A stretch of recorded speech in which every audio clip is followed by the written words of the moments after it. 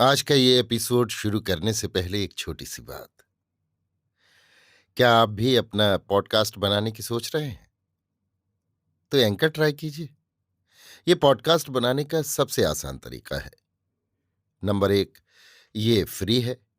Number 2, इसमें कई सारे ऐसे टूल्स हैं जो आपको अपने फोन और कंप्यूटर पर रिकॉर्ड और एडिट करने की फैसिलिटी देते हैं।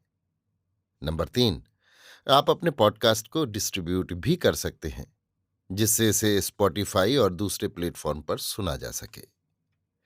तो डाउनलोड कीजिए फ्री एंकर ऐप या विजिट कीजिए anchor.fm पर अपना पॉडकास्ट स्टार्ट करने के लिए। ये तो थी एक छोटी सी जानकारी, और अब शुरू करते हैं एपिसोड का सिलसिला।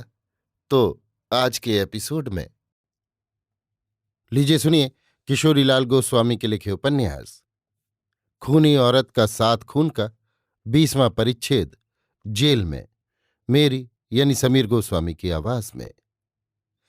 हे परमेश्वर! कोतवाल साहब की ये अद्भुत लीला देखकर मैं तो भौचक सी रह गई। पर तुरंत ही मैंने भगवती का स्मरण करके मजिस्ट्रेट साहब की ओर देखकर यों कहा, हुजूर, मुझे अनाथ की भी एक अरज सुन। अरर!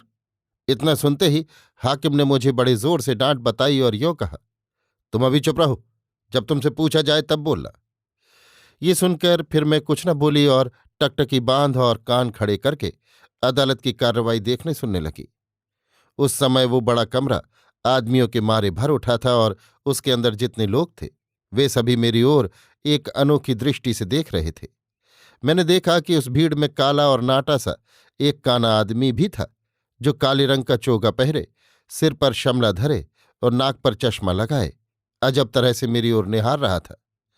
अस्तु ये सब देख सुनकर मैं हाकिम की ओर देखने और भगवती का स्मरण करने लगी। उस कमरे में बड़ी भीड़ इकट्ठी हो गई थी, इसलिए हाकिम ने अपने अर्दलियों को ये हुक्म दिया कि वकील मुख्तारों को छोड़कर बाकी के सब आदमियों को बाहर निकाल दो। हाकिम के मुंह से इतना निकलते ही उस कमरे से भर्रे भर्रे लोग निकलने और भागने लगे और अर्दलियों को विशेष कष्ट नहीं उठाना पड़ा। जब भीड़ छट गई तब मैंने देखा कि अब उस कमरे में 15-20 आदमी बाकी रह गए हैं। ये देखकर मैंने आप ये समझ लिया कि ये लोग वकील मुख्तार होंगे। उन वकील मुख्तारों में वो नाटक अलूटा भी था, जिसकी सांप सी डरावनी आंखें मुझे बुरी तरह घूर रही थीं।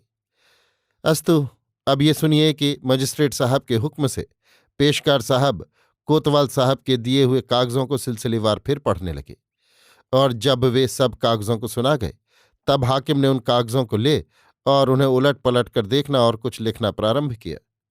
मुझसे अभी कुछ भी पूछा नहीं गया था और बोलने की भी मुझे मनाही थी, इसलिए मैं चुपचाप कभी हाकिम की ओर, कभी वो कोतवाल की ओर और कभी वहां पर मौजूद वकील मुख्तारों की ओर देखती और मन ही मन भगवती का स्मरण करती जाती थी। थोड़ी देर तक उन कागजों को देखने और कुछ लिखने के बाद हाकिम ने वहां पर मौजूद कोर्ट इंस्पेक्टर से यों कहा, इस खूनी औरत को जेल भेजो और कल अव्वल वक्त में इस असामी को यहां हाजिर करो। ये हुक्म को सुनकर कोर्ट इंस्पेक्टर 4 कांस्टेबलों के घेरे में मुझे करके कचहरी से बाहर हुए। बाहर आने पर मैं फिर एक किराए की गाड़ी पर सवार कराई गई और कोर्ट इंस्पेक्टर व 4 कांस्टेबलों के साथ जेल खाने पहुंचाई गई। जेल के अंदर घुसने पर मैं जेलर साहब के जिम्मे की गई और उन्होंने मुझे एक तंग कोठरी में बंद कर दिया। कुछ दिन रहने पर मुझे रसोई खाने के लिए कहा गया, पर जब मैंने केवल कच्चा दूध मांगा तो उसका कोरा जवाब दिया गया और सारी रात में बिना दाने पानी के रखी गई। किंतु दूसरे दिन मुझे 9 बजे के समय सेर भर कच्चा दूध दिया गया, जिसे मैं पी गई और उसके बाद गाड़ी पर सवार कराई जाकर कचहरी पहुंचाई गई। लेकिन उस दिन भी कोई विशेष बात नहीं हुई, क्योंकि एक तो हाकिम ही कुछ देर करके आए थे, दूसरे जब ये कई और आवश्यक कामों से खाली हुए तब मैं उनके सामने पेश की गई। उस समय मुझे कोतवाल साहब के पेश किए हुए सब कागज फिर से सुना दिए गए और मुझसे यों कहा गया, अब तुम अपना बयान लिखवाओ। ये सुनकर मैंने अपना वही बयान, वही सच्चा बयान लिखवाया जो रसूलपुर के थाने पर एक अंग्रेज अफसर के सामने लिखवाया था। इसके बाद मैंने हाकिम की ओर देख और बहुत ही गिड़गड़ाकर यों कहा कि धर्मावतार, जिस कागज पर मेरे अंगूठे का निशान है उस कोरे कागज पर कोतवाल साहब ने बरजोरी मेरे अंगूठे की छाप ले ली थी और पीछे उस सादे कागज पर अपने मन मानता बयान लिख मारा है।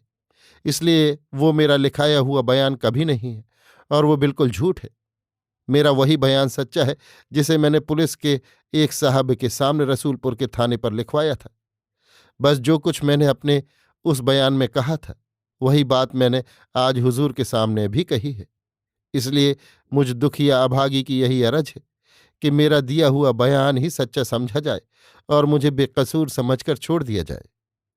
इस पर हाकिम ने कुछ न कहा और मुझे फिर दूसरे दिन हाजिर करने का हुक्म देकर वे उठकर चले गए। मैं फिर पहले दिन की भांति जेल पहुंचाई गई और फिर बदस्तूर तीसरे दिन हाकिम के आगे हाजिर की गई। अभी आप सुन रहे थे किशोरीलाल गोस्वामी के लिखे उपन्यास खूनी औरत का सात खून का 20वां परिच्छेद जेल में, मेरी यानी समीर गोस्वामी की आवाज में।